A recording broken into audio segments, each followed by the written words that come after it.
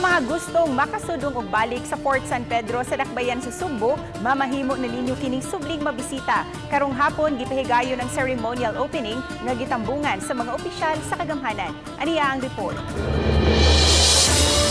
Pambato sa Dakbayan sa Sugbo sa natad sa turismo ang mga heritage site apan gumikan sa pandemic nasirad-an kini. Apan subling maduaw sa mga tao ang maistruktura nga nahimong kabilin sa atong kasaysayan sama sa Fort San Pedro. Human sa unom ka buwan, subling masaksihan sa mga tao kung unsa ang katahom sa Fort San Pedro, ang usa sa mga saksi sa kasaysayan dinhi sa Sugbo. Gipaniguro sa tagduma sa Fort San Pedro ang pagpatuman sa health protocol alang sa mga turista.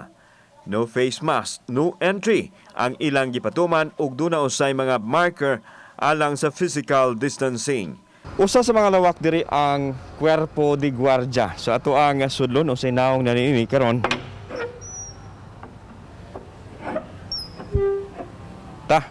Sulod sa puerto ang mga lawak nga gihimong museum.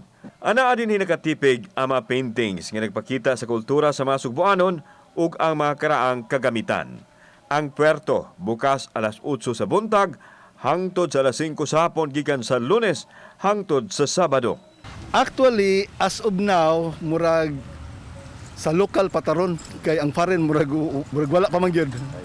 Bukas man ang turismo sa Dakbayan sa Sugbo apan padayon gihapon ang pahimangno sa kagamhanan nga mas mag-amping tungod kay ana gihapon ang virus sa palibot. It's in the mayor's EO that is open already for tourism.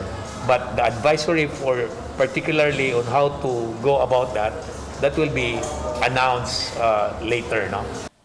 Kauban si Marlon Milgaso, ako si Alan Domingo. Balitang Bisdak.